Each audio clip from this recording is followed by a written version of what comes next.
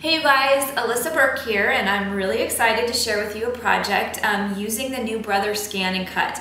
This is a super simple project, a great way to add a little decor to your home. I'm going to be creating a mobile, and I love mobiles. I hang them everywhere from in my studio to in my daughter's room, and it's a really fun way to get creative and create like a little decorative piece around the home without using too many supplies. So really all you need for this project is the middle to an embroidery hoop, and the size is going to depend on how big you want it to be, but this is going to be the base for our mobile.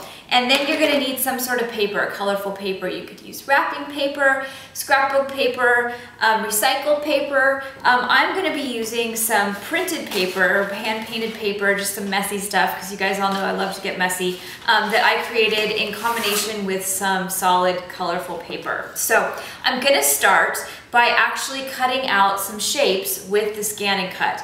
And what I've done is I've actually already scanned in just a little flower doodle, and I'm gonna cut that flower doodle out so that I can use all these little shapes to piece them together to hang from this mobile. Okay, so the first thing I'm gonna do is put my paper on top of the mat, which is a little bit sticky so the paper will stick to it. And then I'm gonna load my mat into the machine. And I've already scanned my design into the machine. It's just a little doodle flower, a handful of doodle flowers, and I'm gonna go ahead and press cut and let the machine get to work.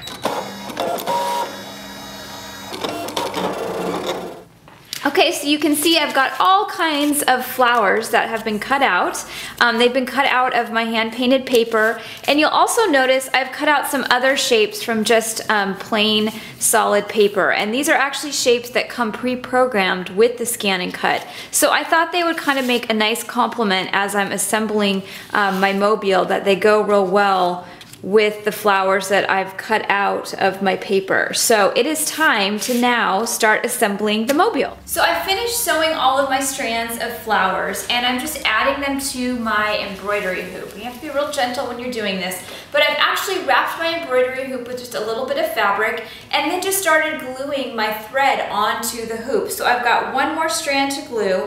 I'm simply using a glue gun.